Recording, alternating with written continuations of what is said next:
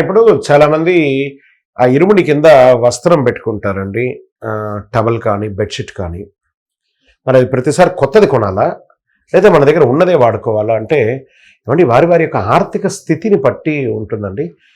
వాడేటప్పుడు ఉతికి చక్కగా వాడుకోండి. లేదా కొత్తది వాడుకోండి. అది ఎందుకు మనం ఎక్కడైనా వనయాత్రలు ఎక్కడ అలసిపోయి పడుకుంటాం చూసారా? ఆ బెడ్‌షీట్‌ని కింద వేసి ఆ ఇరుముడిని అక్కడ పెట్టడము. 10 మందిది ఉన్నప్పుడు అది పెట్టుకొని ఎవరిదైనా ఒకరిది కప్పుకోవడము.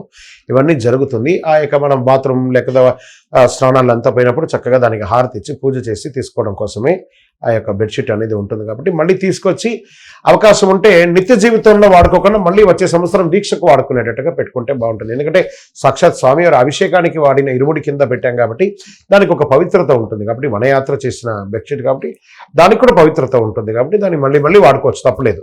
శరణమయ్యప్ప. ఇక్కడ ఒక చిన్న మీమాంస ఉందండి. ఏమండి, దీక్ష తీసుకున్న వారి యొక్క ఇంటి శ్రీమతి లేదా వాళ్ళ కుటుంబ సభ్యులు 2 పూటలా స్నానం చేయాలా? కొంతమందికి ఆరోగ్యపరమైనటువంటి ఇబ్బంది వచ్చి ఉంటుంది కదా. మరి పెద్దవాళ్ళు ఉంటారు, కొంతమంది చిన్నవాళ్ళు ఉంటారంటే ఏమండి, మీ యొక్క ఆరోగ్యం సహకరిస్తే ఖచ్చితంగా 2 పూట్ల స్నానం చేయండి. ఒకవేళ సహకరించకపోతే స్నానాదులు చాలా ఉన్నాయి. భస్మ స్నానం ఉంది, ప్రోక్షణ స్నానం ఉంది. మీరు కూడా దీక్షలోనే ఉంటారు కాబట్టి ఆ దీక్ష పారంపర్యాన్ని పాటిస్తుంటారు కాబట్టి దాని అనుగుణంగా మీ డాక్టర్ గారు ఎలా చెప్తే అలా ప్రవర్తించి మీ వారికి దీక్షలో సహకరించండి, మీ అబ్బాయికి దీక్షలో సహకరించండి. శరణమయ్యప్ప.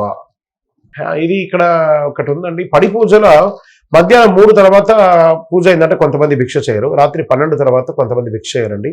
పడి పూజకు వచ్చిన వాళ్ళు. ఆ పడి పూజ దాత ఒక్కొక్కసారి ఇబ్బంది అయ్యి చాలా ఫీల్ అయిపోతుంటాడు.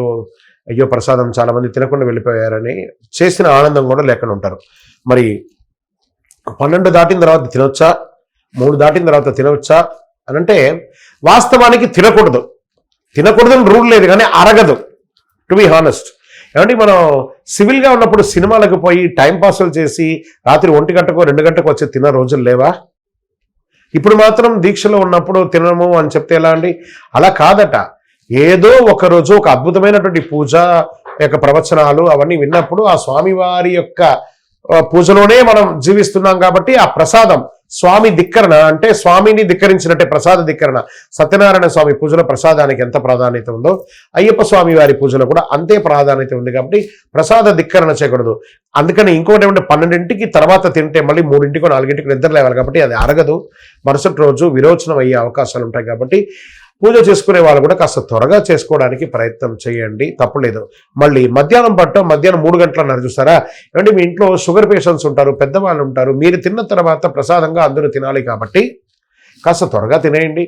మీరు తిన్న తర్వాత అందరూ తినాలి కాబట్టి ఒక నియమావళి పెట్టుకోండి. కానీ శాస్త్రంలో ఇలా చేయాలి అలా చేయాలని రూల్ అంటూ ఎక్కడా వెయ్యలేదు. శరణమయ్యప్ప.